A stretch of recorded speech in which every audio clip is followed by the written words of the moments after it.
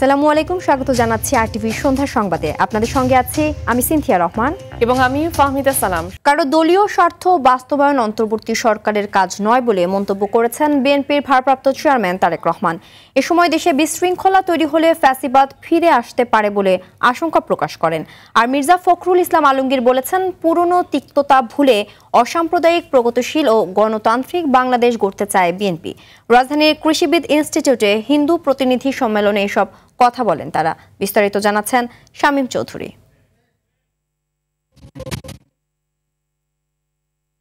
মঠ মন্দিরের নেতৃবৃন্দের অংশগ্রহণে রাজধানীতে অনুষ্ঠিত হয় হিন্দু প্রতিনিধি সম্মেলন।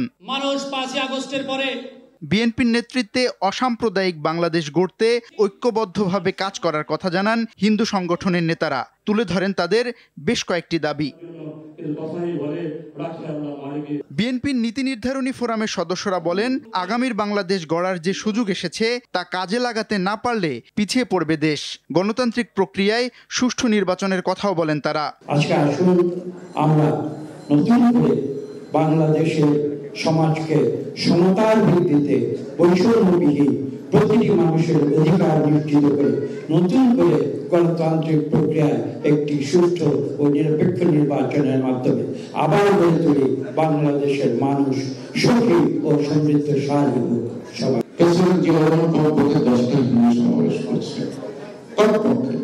এটা আমি নিজে ছিলাম, ওনার সাথে ঘুরছি, দেখছি, ভালো আগ্রহ দিচ্ছি, কিন্তু কেন জানি কিছুক্ষণ পর আগ্রহের ভাড়াটা কমে যায়। অনুষ্ঠানে বিএনপি মহাসচিব বলেন, গণ অভ্যুত্থানের পর যে সুযোগ এসেছে সেটি কাজে লাগিয়ে সমৃদ্ধশালী দেশ গড়তে চায় বিএনপি। আমরা বাংলাদেশে সত্যিকার অর্থে একটা নাগরিকের মর্যাদা নিয়ে বাঁচতে চাই, ঠিক কিনা? ঠিক কিনা বলেন? সেটাই নিশ্চয় আজকে আমাদের টাকা দেবে। আমরা বাংলাদেশকে সেইভাবেই গড়ে তুলতে চাই যেখানে সকল ধর্মের, সকল গোত্রের মানুষের সমান মর্যাদা থাকে। ফ্যাসিবাদী শক্তি নির্বাচনকে সামনে রেখে অস্থিতিশীল পরিবেশ তৈরি করার আগেই যথাযথ পদক্ষেপ নিতে সরকারের প্রতি আহ্বান জানিয়েছেন তারেক রহমান। দেশ যদি অস্থিতিশীল হয়ে ওঠে তাহলে পতিত পরাজিত পলাতক ফ্যাসিবাদী অপশক্তির পুনর্বাসনের পথ সুগম হতে পারে বা হয়। পতিত পরাজিত ফ্যাসিবাদী অপশক্তিও বর্তমানে একইভাবে গুপ্ত কৌশল অবলম্বন করে দেশকে গণতন্ত্রের উত্তরণের পথকে বাধাগ্রস্ত করে তুলছে কিনা সে ব্যাপারে সজাগ দৃষ্টি রাখার জন্য আমি অন্তর্বর্তীকালীন সরকার এবং ফ্যাসিবাদ বিরোধী গণতান্ত্রিক শক্তিগুলোর প্রতি বিশেষভাবে আহ্বান জানাতে চাই। সম্মেলনে তারেক রহমানের নেতৃত্বে ঐক্যবদ্ধ হয়ে বাংলাদেশকে রংধনু দেশে রূপান্তর করার আহ্বান জানান বিএনপি নেতারা। আসুন আমরা সামনে থেকে আমার নেতা তারেক রহমানের নেতৃত্বে। শামীম চৌধুরী, আরটিভি, ঢাকা। নির্বাচনকে বিলম্বিত করার ষড়যন্ত্র চলছে। সংবিধানে গণভোট বলতে কিছু নেই। রাজনৈতিক দলগুলো কথায় কথায় রাজপথে গেলে আবারও রাজনৈতিক সহিংসতা সৃষ্টি হতে পারে বলে মন্তব্য করেছেন বিএনপি স্থায়ী কমিটির সদস্য আমির খসরু মাহমুদ চৌধুরী। জামাতের সহকারী সেক্রেটারি জেনারেল হামিদুর রহমান আজাদের দাবি, নির্বাচন বাধাগ্রস্ত করতে নয়, রাষ্ট্র ও জনস্বার্থে রাজপথে জামাত। এ সময় প্রধান উপদেষ্টার প্রেস সচিব শফিকুল আলম জানান, যত যাই হোক নির্বাচন ফেব্রুয়ারিতেই। আরও জানাচ্ছেন জাহিদ রহমান। সংসদ নির্বাচনে জনগণকে সম্পৃক্ত করে জন আকাঙ্ক্ষার ভিত্তিতে রাজনৈতিক দলগুলোর ইশতেহার হোক, এমন ভাবনা নিয়ে এ আলোচনার আয়োজন। সংলাপে যোগ দেন রাজনৈতিক দলের প্রতিনিধি, নির্বাচন বিশেষজ্ঞ, কূটনীতিক, উন্নয়ন সহযোগী সংস্থা এবং নাগরিক সমাজের প্রতিনিধিরা। এ সময় বিএনপি নেতা আমির খসরু মাহমুদ চৌধুরী দাবি করেন, কিছু কিছু দল সংস্কার ইস্যুতে জনগণ নয়, নিজেদের মালিক মনে করছে। এর একমাত্র সমাধান আপনি জনগণের কাছে গিয়ে এটা সমাধান করতে হবে। এই স্পিরিট যদি না থাকে, এই স্পিরিটের বাইরে গিয়ে যদি আবার ওই চাপিয়ে দেওয়ার একটা মনোবৃত্তি হয়, এটার জন্য আবার রাস্তায় গিয়ে আন্দোলন করতে হয়। এবং এই সংবিধানে গণভোটের কিছু নাই। বাংলাদেশের মানুষ সাংঘর্ষিক রাজনীতি দেখতে চায় না। জামায়াত নেতা হামিদুর রহমান আজাদ অভিযোগ করেন, জুলাই সনদ নিয়ে জটিলতা সৃষ্টি করেছে ঐক্যমত্য কমিশন। বিগত রিজিম কিন্তু 15 বছর জনরাষ্ট্র এত নষ্ট করে দিয়েছে, ভোটের প্রতি মানুষের আকর্ষণই শেষ পর্যন্ত ছিল না। আমরা এই সরকারের অনুরোধ করতে চাই, এই জন আস্থা তৈরির একটা বড় বিষয়, তাহলে একটা অ্যাসিড টেস্ট যদি ইলেকশনের মাধ্যমে হয়ে যায় তাহলে এটা আমরা অনেক বেশি বেনিফিট হবে, ন্যাশনাল ইলেকশনটা আরো ভালো করতে পারবো। জুলাই সনদ নিয়ে রাজনৈতিক দলগুলো সিদ্ধান্তে পৌঁছতে না পারলে সে দায়িত্ব অন্তর্বর্তী সরকার পালন করবে বলে জানান শফিকুল আলম। বারবার একই মেসেজ বারবার দিচ্ছি, এখানে পুরো ক্যাবিনেট, পুরো উপদেষ্টা পরিষদ, চিফ অ্যাডভাইজার সবাই এইটার জন্য আমি বলবো যে রাত দিন কাজ করছেন। ইলেকশন ঠিক টাইমে একদম ফেব্রুয়ারির প্রথমার্ধে হবে। জুলাই আন্দোলনে অংশ নেয়াদের জঙ্গি মন্তব্য করা শেখ হাসিনার বিষয়ে রাজনৈতিক দলগুলো শক্ত অবস্থান নেবে বলেও আশা প্রধান উপদেষ্টার প্রেস সচিবের। 180 মিলিয়ন লোককে হত্যা করে উনি ক্ষমতায় আসবেন। জাহিদ রহমান, RTV, ঢাকা। ৭১ যারা উল্টো পথে হেঁটেছিল তারাই এখন আওয়ামী লীগকে পুনর্বাসন করতে চাচ্ছে।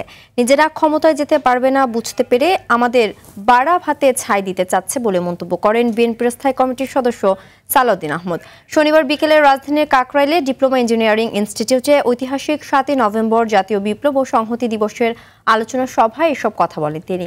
এ সময় তিনি দিল্লিতে বসে ফ্যাসিস্ট আওয়ামী লীগের ডাকা ১৩ নভেম্বরের লকডাউন কর্মসূচিকে পাগলের সুখ মনে মনে বলে আখ্যায়িত করেন।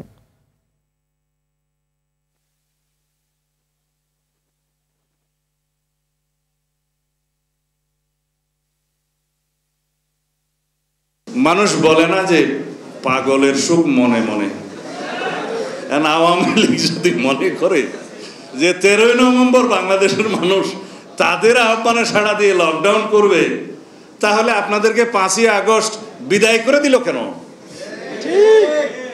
এই 1 বছরের ভিতরে কিভাবে আপনাদের মনে হলো যে ফ্যাসিস্ট পতিত শেখ হাসিনা এবং আওয়ামী ফ্যাসিবাদী শক্তির পক্ষে বাংলাদেশে লকডাউন আপনারা আহ্বান করবেন আর জনগণ সাড়া দিবে?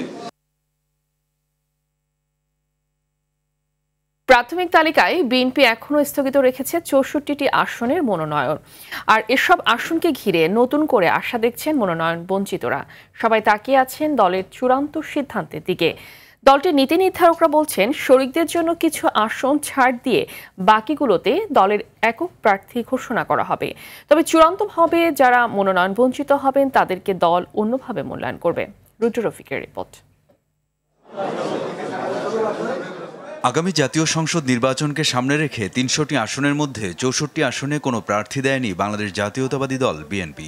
কোথাও কোথাও পুরো জেলা, আবার কোনো কোনো জেলায় একাধিক আসনে দলীয় প্রার্থী চূড়ান্ত করেনি দলটি। ঢাকা 10 পরে ঘোষণা করা হবে। ঢাকার 20টি আসনের মধ্যে 7টি আসনে কোনো প্রার্থীর নাম ঘোষণা করেনি বিএনপি। খালি এসব আসনকে ঘিরে নানা সমীকরণ মেলাচ্ছেন প্রার্থীরা। তাদের আশা সঠিক মূল্যায়ন হলে তালিকায় নাম উঠবে তাদের। ধানমন্ডিতে আমরা যেমন 32 নম্বর, এটা হলো তাদের দ্বিতীয় তীর্থস্থান গোপালগঞ্জের পরে। ঢাকা শহরের প্রাণকেন্দ্র বলা চলে কিন্তু এটাকে। এ জায়গাতে আমি মনে করি যে দলের নেতাকর্মীরা যেন আহত না হয়, হতাশ যেন না হয়, তাদের মধ্য থেকে যেন তাদের প্রার্থী তারা পায়। আমি মনে করবো যে দল সেটা বিবেচনা করা উচিত। পার্লামেন্টে হতে পারে, অন্য যে কোনো জায়গায় হতে পারে, দলে হতে যে জায়গায় তিনি কমফোর্টেবল মনে করবেন বা আমার সার্ভিসটা যেখানে বেশি দরকার সেখানে তিনি আমাকে কাজে লাগাবেন, এই বিশ্বাসটুকু আমার আছে। আন্দোলন সংগ্রাম, দীর্ঘদিনের ত্যাগ ও ভবিষ্যৎ রাজনীতির কথা বিবেচনা করে খালি থাকা আসনে যোগ্য প্রার্থী নির্বাচন করবে দল, এমন চাওয়া মনোনয়ন প্রত্যাশীদের। জনগণ বসে আছে যেখানে আমাদের প্রার্থীদের ডিক্লেয়ার হবে এবং সেটা অবশ্যই বিএনপির পক্ষের প্রার্থীদের ডিক্লেয়ার হবে। তো আমার নামে 329টা মামলা আছে। আমি যেহেতু দীর্ঘদিন ওই এলাকায় রাজনীতি করি এবং সততার সাথে মানুষ আমার উপর আস্থা রাখে, সব মিলে পার্টি আমার ব্যাপারে সিদ্ধান্ত নেবে, এটা আমি বিশ্বাস করি ইনশাল্লাহ। যুগপথ আন্দোলনের শরিকদের জন্য কিছু আসন দিয়ে বাকিগুলোতে দলীয় মনোনয়ন দেওয়া হবে বলে জানান দলটির নীতি নির্ধারক পর্যায়ের এই নেতা।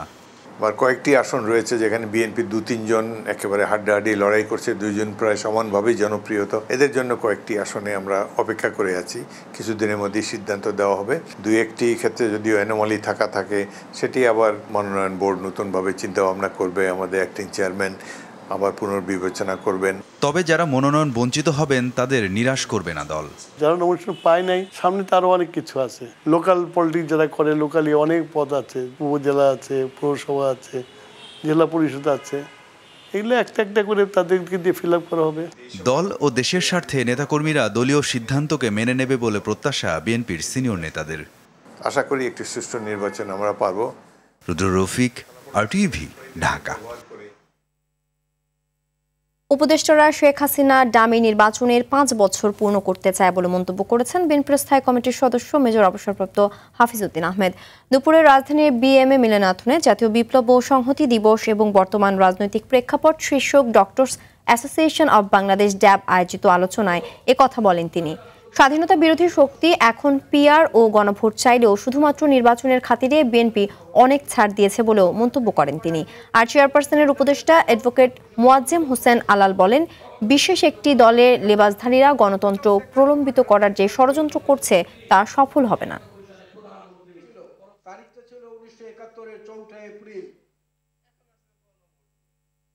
যারা কালে কালে চেহারা পাল্টান, সময় সময় ঘুমটা পড়েন, সময় সময় ঘুমটা খোলেন, সময় সময় একরকম লেবাস ধরেন, আবার অন্য সুযোগ বুঝে আবার অন্য লেবাস ধারণ করেন।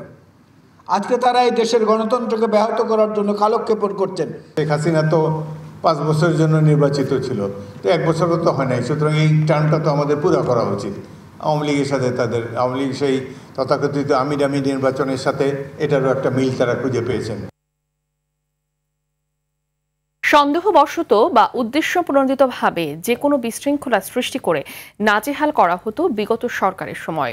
তারই ধারাবাহিকতায় আইন হাতে তুলে নিয়ে এখন চলছে মব। শুধুমাত্র গত 14 মাসে গণপিটুনিতে নিহতের সংখ্যা 216 জন। তবে পুলিশের দাবি মব বন্ধে কঠোর অবস্থান তাদের। বিশেষজ্ঞদের মতে মব ভায়োলেন্স বন্ধে সরকারের ঘোষিত দৃঢ় অবস্থান বাস্তবায়নের পাশাপাশি শক্তিশালী ও স্বাধীন বিচার ব্যবস্থা করে তুলতে হবে, না হলে এর রেশ গড়বে আসন্ন নির্বাচনে। জাহিদ রহমানের আরও একটি রিপোর্ট।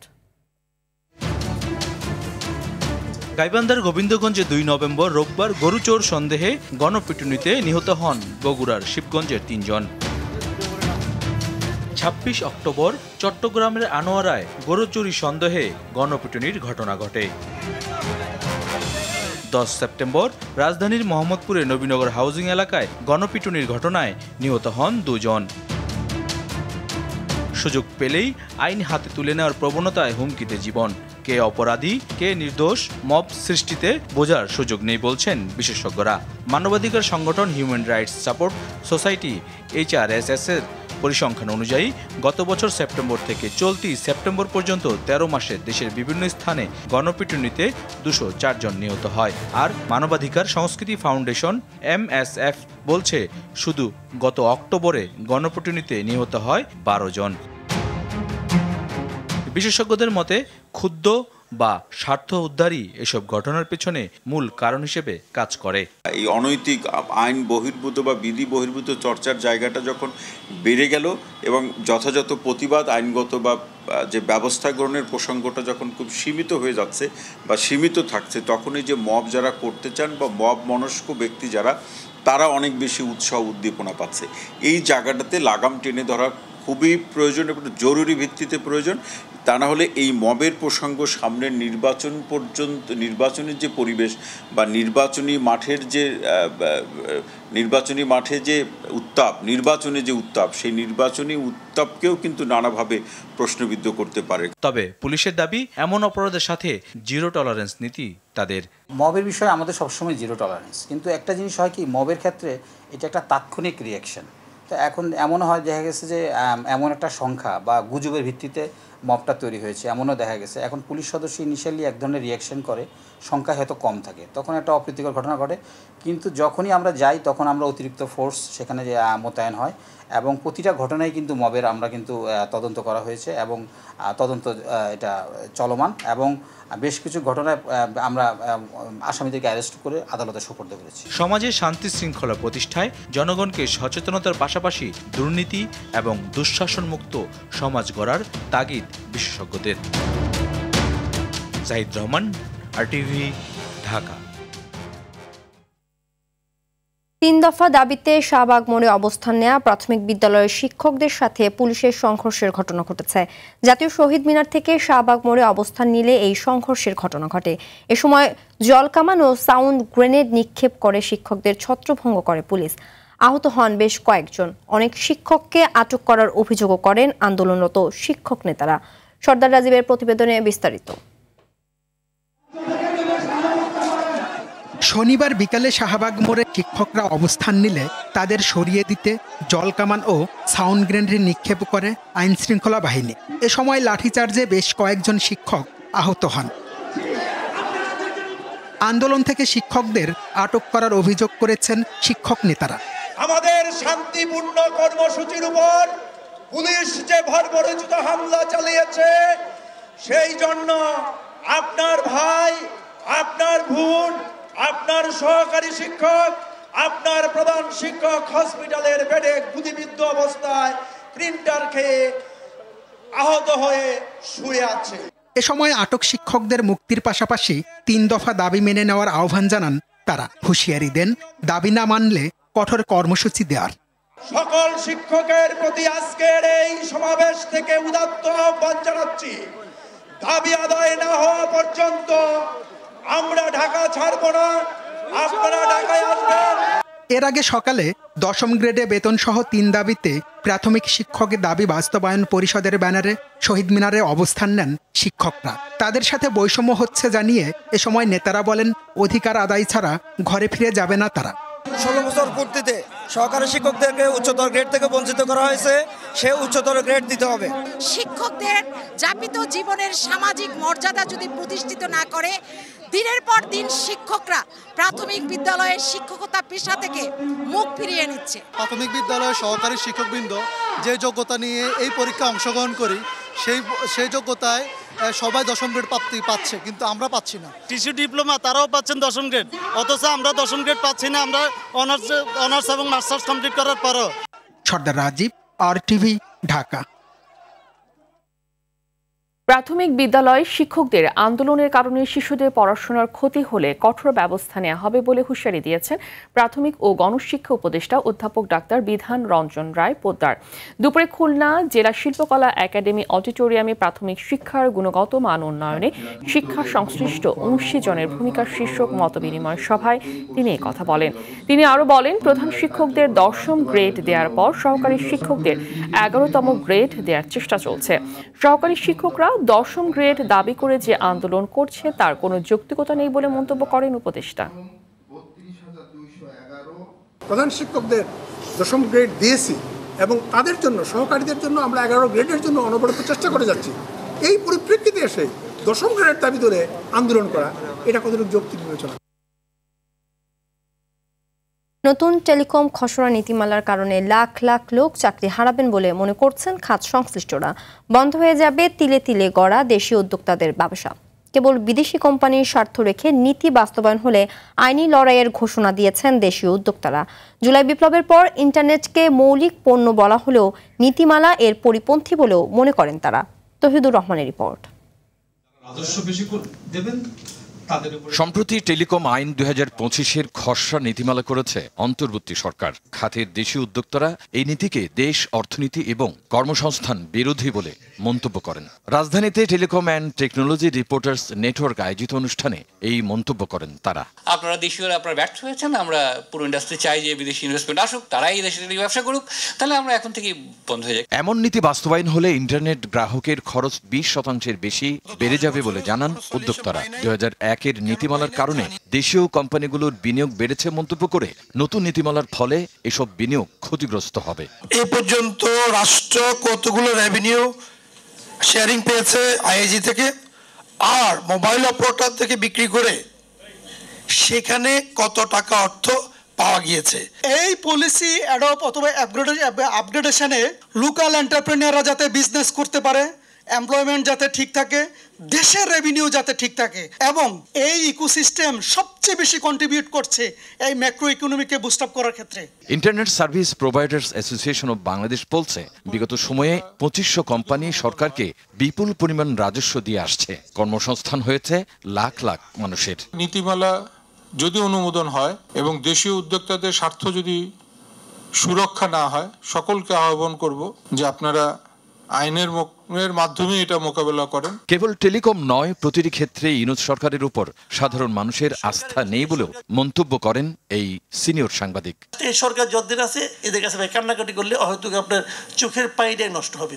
তাদের একটা মিশন নিয়ে আসছে, সেই মিশনের মধ্যে আগে পাশে ডাইনে বামে আপনারা কেউ নাই। প্রাইভেট সাবমেরিনের অনুমতি দিলে ইন্টারনেট খরচ অর্ধেক কমে আসবে বলেও জানান উদ্যোক্তারা। প্রত্যেকটা লেয়ারই আসলে এই নীতির সাথে সাংঘর্ষিক। তৌহিদুর রহমান, RTV, ঢাকা।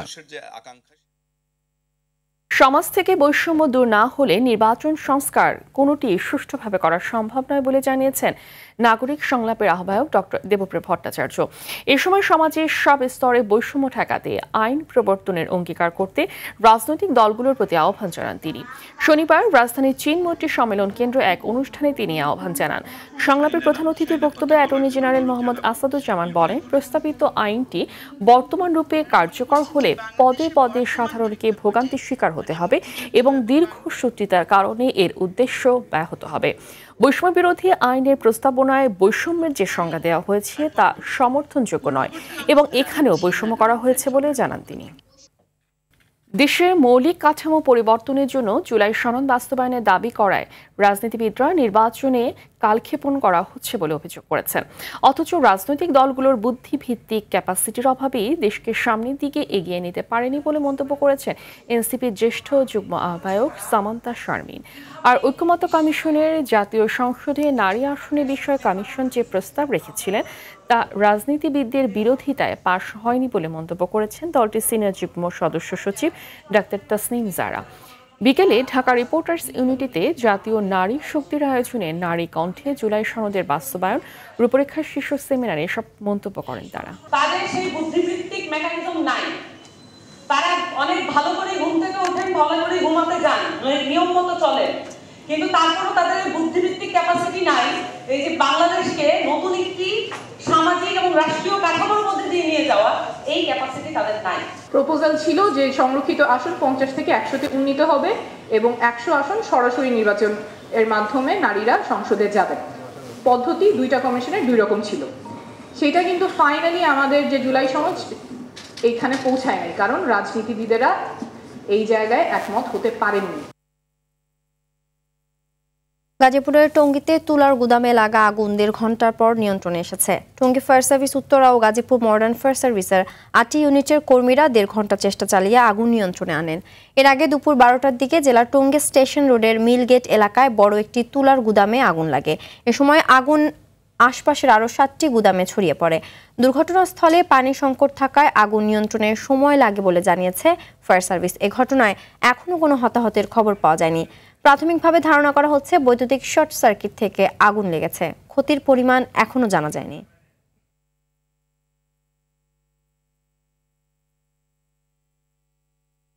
কাগজে কলমে ঢাকা চট্টগ্রাম মহাসড়কে 3 চাকার যান চলাচল নিষিদ্ধ, তবে তার তোয়াক্কা না করে মহাসড়কটি সীতাকুণ্ড ও মিরসরাই অংশে দাপিয়ে বেড়াচ্ছে এসব নিষিদ্ধ যানবাহন। হাইওয়ে পুলিশের চোখের সামনে অনিয়ম হলেও অনেকটাই নির্বিকার দেখা যায় তাদের। এতে একদিকে বাড়ছে দুর্ঘটনা, অন্যদিকে ব্যাহত হচ্ছে সড়কের নিরাপত্তা ও শৃঙ্খলা। চট্টগ্রাম থেকে সাইফুল মাহমুদের পাঠানো তথ্যচিত্রে বিস্তারিত জানাচ্ছেন সুলাইমান কবির। ঢাকা চট্টগ্রাম মহাসড়কে সীতাকুণ্ড মিরসরাই অংশের দৈর্ঘ্য প্রায় 67 কিলোমিটার। দুর্ঘটনা নিয়ন্ত্রণে মহাসড়কটিতে 3 চাকার যান চলাচল নিষিদ্ধ হলেও বাস্তবতা পুরোপুরি ভিন্ন। আইন অমান্য করেই মহাসড়কটিতে প্রতিনিয়ত দাপিয়ে বেড়াচ্ছে শত শত 3 চাকার যানবাহন। এতে পথচারীদের পাশাপাশি বিপাকে পড়ছেন বাস, ট্রাক সহ দূরপাল্লার পরিবহনের চালকরা। এছাড়াও প্রতিনিয়ত ঘটছে দুর্ঘটনা, যেখানে প্রাণ হারাচ্ছেন অনেকেই। যেহেতু এটা মহাসড়ক, ঢাকা চিটাগাং হাইওয়ে রুট, প্রতিদিন প্রায় 30-40 হাজার গাড়ি রেগুলার আপ ডাউন করে, দ্রুত যানবাহন বেশি চলাচল করে। যেহেতু এগুলা এই 3 চাকা গাড়িগুলা জায়গায় জায়গায় স্টপ করে, সেই জন্য দুর্ঘটনার প্রবণতা একটু বেশি হয়। মহাসড়কে 3 চাকার যান বন্ধ করা উচিত, কারণ এগুলোর কারণে অনেক সমস্যা হচ্ছে, অ্যাক্সিডেন্ট হচ্ছে, প্লাস অনেক জনদুর্ভোগ হচ্ছে। প্রতিনিয়ত দুর্ঘটনা ঘটছে, প্রচুর প্রাণহানি ঘটছে। আমি কর্তৃপক্ষের কাছে, সংশ্লিষ্ট কর্তৃপক্ষের কাছে আবেদন করব, বিনীত আবেদন করব, খুব দ্রুত এটি বন্ধ করা হোক। চলতি বছরের প্রথম 10 মাসে মহাসড়কটি সীতাকুণ্ড মিরসরাই অংশে সড়ক দুর্ঘটনায় প্রাণ হারিয়েছেন অন্তত 104 জন, যার প্রধান কারণ 3 চাকার যানবাহনের অতিরিক্ত গতি, উল্টো পথে যাত্রা সহ যত্রতত্র পার্কিং। পুলিশের চোখের সামনেই অনিয়ম হলেও কেন ব্যবস্থা নেওয়া হচ্ছে না জানতে চাইলে নানা সীমাবদ্ধতার কথা জানান পুলিশের এই কর্মকর্তা। 3 হুইলার বন্ধ করা কোনো কঠিন বিষয় না, কিন্তু আমরা কালকে থেকে 3 হুইলার বন্ধ করলে তার যে চাপটা, তাদের জীবন জীবিকার বিষয়টা তো আবার কেউ না কেউ কাউকে না কাউকে সরকারকে মনে রাখতে হয়। সুতরাং আমরা আমাদের খুব ব্যালেন্স করে আসলে চলতে হয়। সমস্যা সমাধানে নিয়মিত মাইকিং অভিযান ও মোবাইল কোর্ট পরিচালনার আশ্বাস স্থানীয় প্রশাসনের। এই নিষিদ্ধ যানজট যেন মহাসড়কে চলাচল না করা হয় সেজন্য আমরা মাইকিং এর ব্যবস্থা করতেছি এবং এই যানগুলোর বিরুদ্ধে আমরা অভিযান পরিচালনা করে আমরা প্রসিকিউশন দাখিল করতেছি। আমরা অতি শীঘ্রই এই মোবাইল কোর্ট পরিচালনা করব।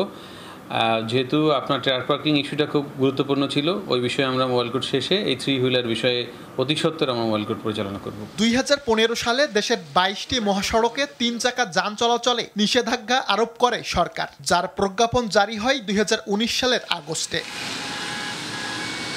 সুলাইমান কবির, RTV।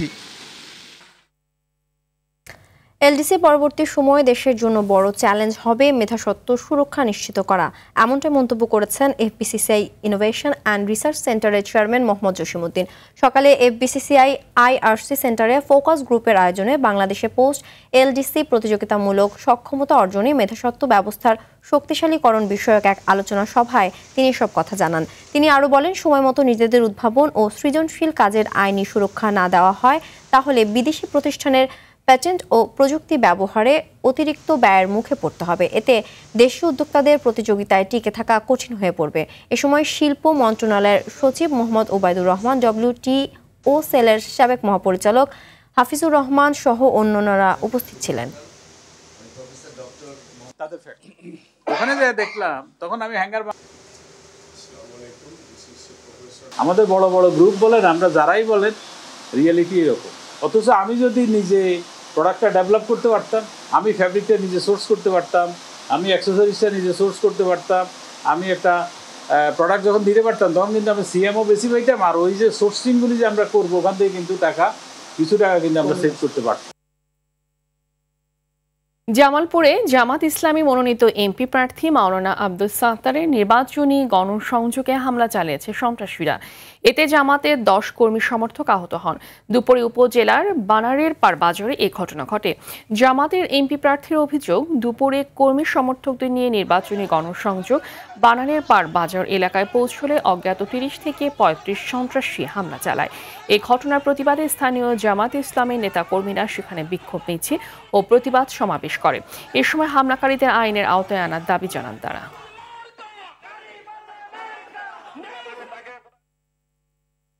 সৃজনশীলতা, শ্রদ্ধা এবং শিক্ষার মাধ্যমে ইসলামের সৌন্দর্য প্রকাশ পায় বলে মন্তব্য করেছেন লাইট হাউস ইন্টারন্যাশনাল স্কুলের অধ্যক্ষ মিসেস সিফাত লায়লা। স্কুলটির আয়োজনে আয়োজিত হয়েছে ইসলামিক কার্নিভাল 2025। এই কার্নিভালে শিক্ষার্থী, অভিভাবক ও শিক্ষার্থীদের মধ্যে মেলবন্ধন তৈরি হয়। তাছাড়া শিক্ষার্থীরা পাবলিক স্পিকিং কনফিডেন্স বৃদ্ধি লাভ করবে। অনুষ্ঠানে উপস্থিত ছিলেন আকিস গ্রুপের ব্যবস্থাপনা পরিচালক SK জামিল উদ্দিন এবং প্রধান বিপণন কর্মকর্তা মোহাম্মদ শফিকুল ইসলাম। পরে কোরআন তেলাওয়াতের বিজয়ীদের হাতে পুরস্কার তুলে দেন আমন্ত্রিত অতিথিরা।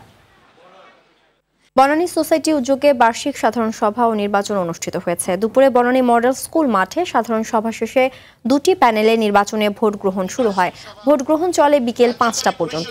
2টি প্যানেলে 21 জন নির্বাচন করেন। এর মধ্যে বিনা প্রতিদ্বন্দ্বিতায় নির্বাচিত হয়েছে 12 প্রতিদ্বন্দ্বী। বাকি 9টি পদের জন্য 1500 ভোটার নিয়ে নির্বাচন অনুষ্ঠিত হয়েছে।